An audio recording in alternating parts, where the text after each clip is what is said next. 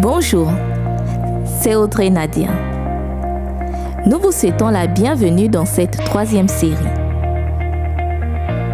Ici, il est question de finances personnelles, de gestion et d'investissement. Aujourd'hui, nous parlons de budget. Que vous soyez un salarié, entrepreneur, associé, étudiant, pensionnaire, débrouillard, bref, si vous percevez de l'argent pour répondre à vos besoins, ceci vous concerne. Qu'est-ce qu'un budget? En 2 mots simples, un budget est un document dans lequel vous listez tout l'argent que vous recevez d'une part et d'autre part les dépenses que vous allez effectuer avec cet argent pour une période de temps. Le budget se fait de façon écrite et non de façon verbale. Luc 14, 28. Car lequel de vous, s'il veut bâtir une tour, ne s'assied d'abord pour calculer la dépense et voir s'il a de quoi la terminer? Pourquoi il est important de faire un budget avant de dépenser son revenu? Le budget te permet de voir de façon assez claire comment et où tu dépenses ton argent. Il te permet de surveiller tes dépenses et te permet d'épargner. Il te permet de maintenir une discipline financière et t'aide à sortir de tes dettes. Il t'aide à ne pas vivre au-dessus de tes moyens, t'aide à planifier et à t'éviter de mauvaises surprises du point de vue financier. Il te permet de réaliser tes projets.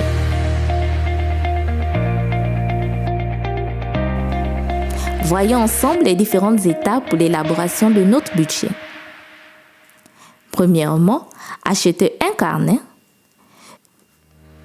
Notez à l'intérieur sur une période de 1 à 3 mois toutes vos sources d'entrée d'argent, ainsi que leur montant. Notez aussi les dépenses que vous effectuez. Ne négligez aucune dépense.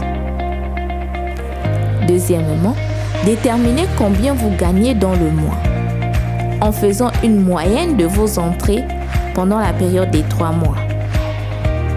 Cet argent peut venir de votre salaire, les bénéfices de vos ventes, d'une commission, de votre argent de poche ou de votre bourse scolaire. Ensuite, déterminez vos dépenses mensuelles. Il y a 2 possibilités.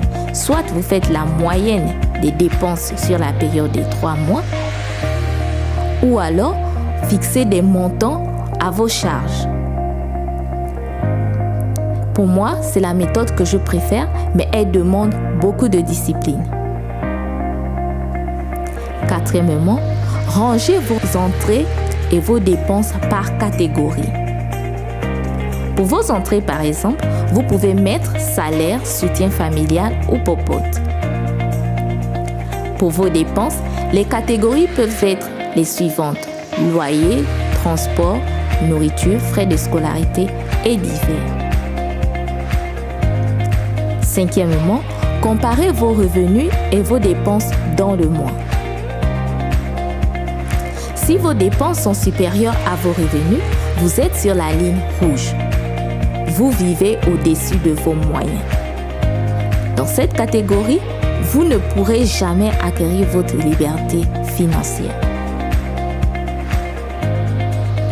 Si vos dépenses et vos revenus sont égaux, vous êtes sur la ligne orange. Mais il vous sera aussi difficile d'acquérir votre liberté financière. Si vos dépenses sont inférieures à vos revenus, vous êtes sur la ligne verte. Vous êtes sur la bonne voie pour acquérir votre liberté financière. Sixièmement, il faut avoir en tête la notion de charge fixe et de charge variable. Les charges fixes sont des charges qui ne changent pas au fil du temps. Par exemple, le loyer et les frais de scolarité. En outre, vos charges variables sont des charges qui peuvent changer d'un mois à un autre, comme la nourriture, l'eau et l'électricité. Septièmement, Ne pas effectuer de dépenses si elles ne sont pas budgétisées. Les urgences et les imprévus doivent aussi être budgétisés pour vous éviter de toucher à votre épargne. Proverbe 21:20, version de la Bible du CME. Dans la demeure de l'homme sage, on trouve de précieux trésors et des réserves d'huile. Mais l'insensé dilapide ce qu'il a. Budgétiser nous permet de ne pas vivre comme des insensés. Merci de m'avoir reçu chez vous aujourd'hui. Partagez le programme. Notre WhatsApp 060 069 994. Que Dieu vous bénisse.